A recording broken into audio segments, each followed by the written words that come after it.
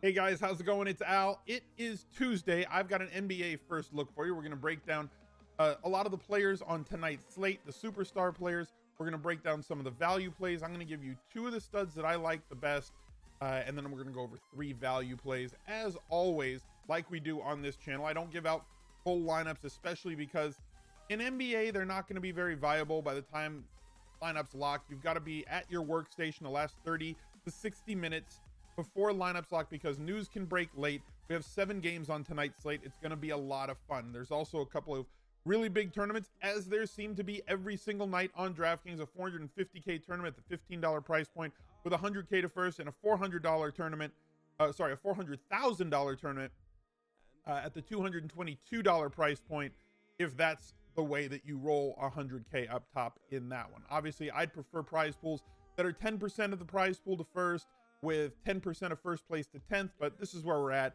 every single night. 2 shots at winning 100K. So how can you really complain? We're gonna get after it here. I just want to remind you guys that all of my socials links are down below in the description. Just click show more. If you would please like, comment, subscribe, ring that notifications bell on this video, I would be greatly appreciative. Let me know what you've thought of the videos so far that I've been doing for NBA, and give me some ideas. What would you like for MLB? I know what I'd like to do, but I want to hear from you, the viewers who are here every single day in, day out, what you're looking for out of a first look MLB lineup. Do you want stacks? Do you want a couple of pitchers that I'm looking for? Maybe a high price pitcher and a mid price pitcher? What are you looking for out of YouTube content for MLB daily fantasy? And I'll try and produce something that I feel that is useful, but I also want your own input as well. So please take a couple seconds, leave me a comment in the section down below, and then we'll get rolling as soon as MLB season really starts. I'm gearing up for that. I'm really excited for that as well. I've got Drew Dinkmeyer coming on for 2 shows to talk about the daily roto projections, their optimizer, how to attack daily fantasy from his perspective of a tremendously profitable player over his career. I've been very profitable MLB over my career as a daily fantasy player. So hearing from 2 of the biggest winners over the course of the last half decade in daily fantasy MLB, I hope will be very useful to you guys, taking our strategies, the way that we attack, our philosophies, and trying to apply some of those things to your game, because it's impossible to mimic anybody's complete process. This game allows for creativity. Daily fantasy allows for creativity. It allows for your personality to shine through in your lineups and your lineup building techniques. But I would be lying to you if I didn't say that, you know what, there's other people that I've bounced ideas off of, other successful players, and I've taken and chosen little things from their game and their process and applied them to mine and my own creativity to make me a better player. Because my process is different from Drew's. Drew's is different from Adam Levitan's. Levitan's is different from CSU Rams and Birdwings and all those other guys.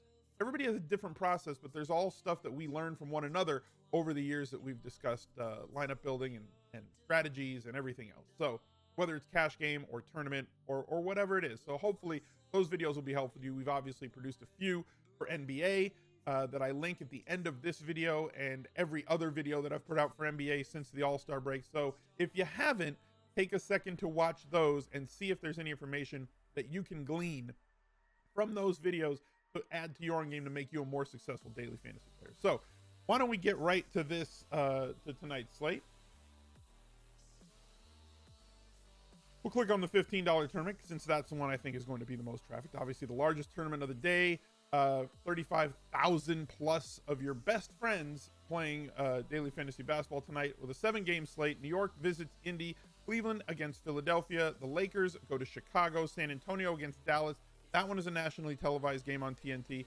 Milwaukee against New Orleans got pulled off the air because Anthony Davis isn't playing, I guess. They replaced it with San Antonio, Dallas. Portland goes to Los Angeles. They've had a couple of days off, and the LA nightlife is undefeated. We saw that the other night with Boston, playing in Los Angeles against the Lakers, taking a day off, then playing against the Clippers. Kyrie Irving post-game said, look, no offense to the people in Los Angeles. I love coming to Los Angeles. It's a great place, but as a team, we need to get out of here. LA nightlife, undefeated. Minnesota goes to Denver in the nightcap, also the 2nd game on TNT tonight. So 2 nationally televised games. If you don't think those matter, they do. Matters to the players. They get national pub. They get to play in front of a national audience instead of just there Well, every game's televised, Al. Yeah, but also no, especially when it's an island game like this late game when there's no other games on. The 5 o'clock game, there's 2 other 5 o'clock games. Indy and New York and Cleveland and Philly are all playing. This one's by itself, going against the Clippers in Portland, which isn't going to draw that much traffic. So everybody that watches NBA is basically going to be watching Minnesota and Denver, and you'd be fooled. You'd be a fool to think that the players don't know that and react accordingly, at least historically. So let's start up at the top. Giannis Antetokounmpo, we can afford him.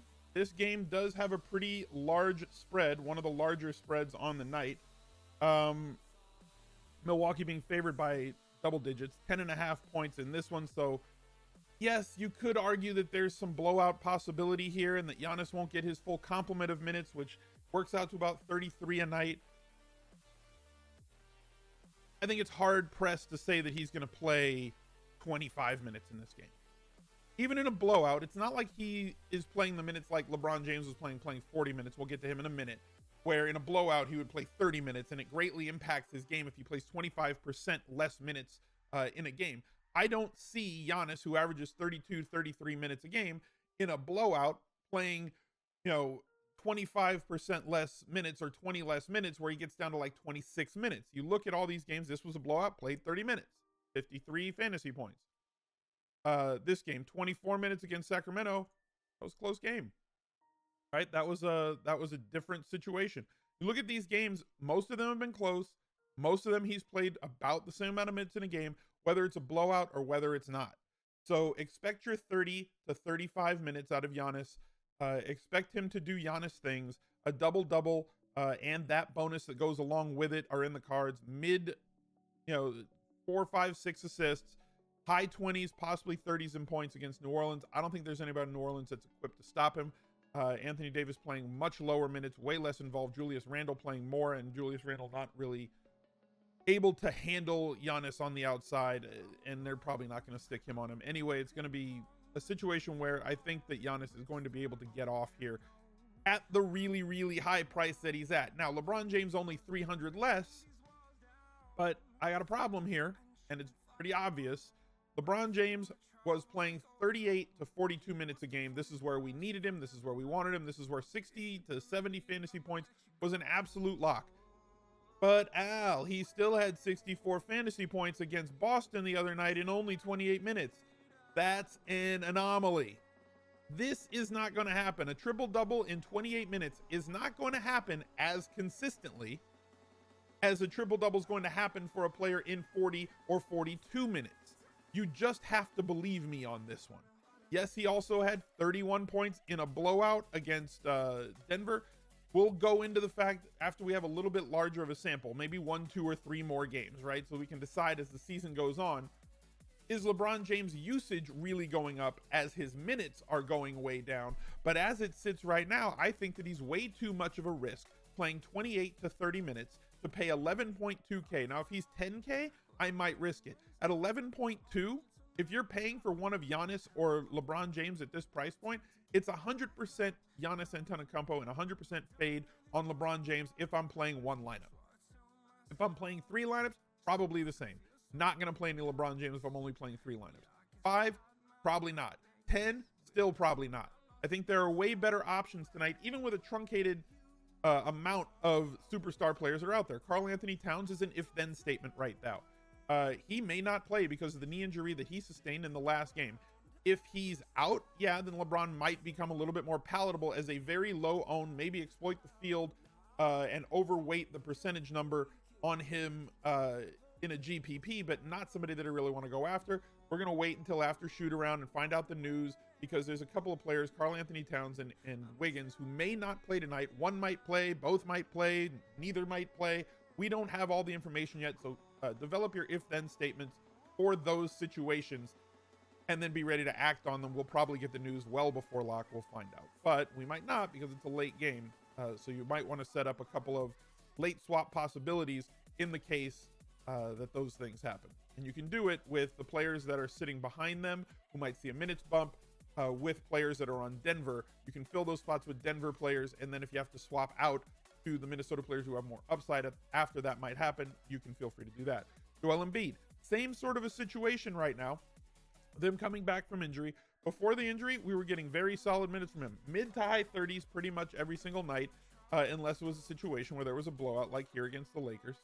Last time, his last game, he came back, also a blowout situation, played 28 minutes, did fantastic, 52 and a half DraftKings points. Plays against Cleveland tonight in the game with the highest spread, so definite chance of a blowout here. It comes down to your personal style, like I talked about in the intro. If you believe that Joel Embiid will play 33 plus minutes in this game, then Joel Embiid, in my opinion, is a very, very, very good play. If you think this is going to be a blowout and Joel Embiid plays less than 30 minutes in this game, because they're trying to soften his minutes and lighten his load coming up on the playoffs against a weaker opponent, trying to work him back from injury, then he is an easy fade here in cash and somebody that you might want to consider either matching the field in tournaments if you just want to hold that square. There's a lot of different tournament strategies you can play, but I don't think that he's a cash game play this evening at all in the least. If you're playing him in 50-50s double ups, which leaves Nikola Jokic if you want to play, if you want to pay up. Here's a guy who has threatened a triple-double pretty much all the time.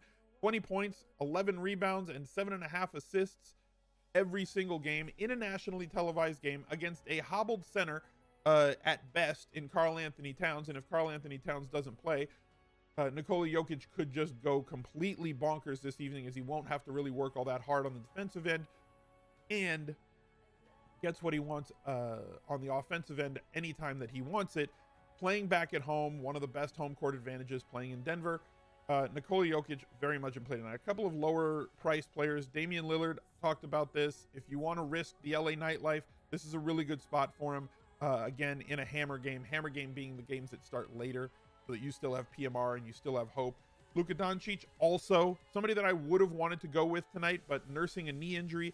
We'll get news on him whether he's going to play. If he plays, I assume that he's going to be just fine. If he, so I'm not going to sweat the injury news if he plays. If they say he's full go, then I am full go on Luka. If Luka's out, I'm not playing Luka. If they say he's on a minutes restriction, I'm probably not playing Luka. But if they say Luka Doncic is playing tonight and is ready to go, I am probably going to have a high percentage of Luka in my lineups tonight in a nationally televised game. And then down here in the mid-range, high mid-range, we've still got some other guys. Kevin Love out tonight, opening up more minutes for a couple of players. So, and we'll get to those in just a minute. Now, as I said, I just want to play these dudes.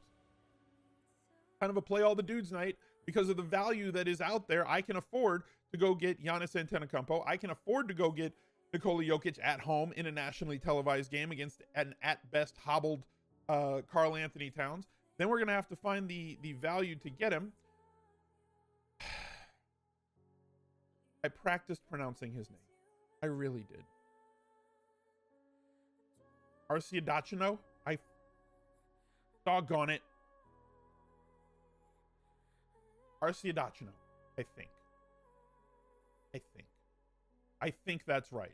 I went on Basketball Reference. I looked at the pronunciation to try and pronounce this correctly, and I think that's how it's pronounced. And I think I have the emphasis on the correct syllable, and I think I did it right. But damn it, I don't know. But he's a damn good value play against the Lakers this evening at 3,300. Minutes are solid. Not really going to hurt you all that much if he misses. Like here is a night where he missed value, right, at this salary. At 3,300, he missed value, got 12.5 points. That's missing value to me by 6 or 7 points. That's not the thing that's going to keep you from cashing a double up. That's not the thing that's really going to keep you from winning a tournament. If your low price value player misses value by a few points, what hurts you is when your high price players score 30 points and miss value by 20 or 30 points. That's what holds your total down. The low price guys, which is why I tend to prefer going stars and scrubs, aren't going to hurt you that much unless 2 or 3 of them really miss value. So if he gets 16, 17, 18, 21 fantasy points, very tough for him to miss value. Another player on the Bulls that I really like this evening, Otto Porter Jr. Very solid production, very solid minutes, playing at home against the Lakers squad that is just terrible right now, playing without all of their players, calling up players from the D-League. It's an ugly kind of a situation for the Lakers, but it's a great situation for streaming players against them on a night in, night out basis in daily fantasy NBA. Auto Porter, an easy plug and play here. And then the free square. With Kevin Love out, Ante Zizic is going to play a ton of minutes this evening. We saw him play 28 minutes last night. He played 26 against New York. 3,700 should be able to get you between 20 and 25 DraftKings points. A blowout is not going to matter here, whether it's against Philly or not. If Philly runs away and wins this game by 25 points, he's still going to get his 25 to 32 minutes this evening. And with Love out, those minutes are way more secure than if Love was playing. This is a very easy spot. He is going to be exceptionally highly owned unless a whole lot more value opens up between now, 8:30 a.m. Los Angeles time, and lock time, which happens in what? 8 hours, 7.5 hours. If a whole bunch more value opens up in that point in time, that's going to take more shots, going to be better.